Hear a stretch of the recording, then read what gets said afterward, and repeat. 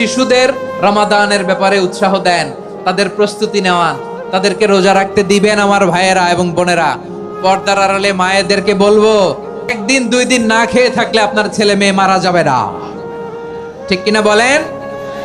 ওদেরকে উৎসাহিত করেন, ওদের ছোট্ট যারা রাখতে দেন, বলেন যে বাবা সকাল থেকে দুপুর পর্যন্ত না খেয়ে থাকলে তোমার অর্ধেক রোজা, এরকম 2 দিন অর্ধেক মিলে তোমার 1 রোজা। এরকম আমি কত রোজা রাখছি ছোটবেলায় কোনো হিসাবই নাই। আমার দাদি বলতো সকাল থেকে না খেয়ে দুপুর 12টা পর্যন্ত রাখলে নাকি অর্ধেক হয়, এরপরের দিন অর্ধেক, 2 অর্ধেক মিলে 1 রোজা। এটা তো আসলে রোজা হয় না, কিন্তু তাকে উৎসাহ দেয়া। ইফতার প্রোগ্রামগুলোতে নিবেন আমাদের বাচ্চাদেরকে, দেখবেন যে ওর ক্ষুধা লাগতেছে, খায় না, কারণ কেউ খায় না। একজন আজান দিচ্ছে, সবাই খেজুর নিয়ে ইফতার করতেছে। এই দৃশ্য, এই ট্র্যাডিশন, এই ইবাদত, এই তারবিয়া ওর আগামীর জীবনটাকে সুন্দর করবে। চিল্লায়া বলেন ঠিক কিনা? এভাবে আগামীর প্রজন্মকে আমাদের গড়তে হবে। শিশুদের রোজার ব্যাপারে প্রস্তুতি নিন, উৎসাহ দিন।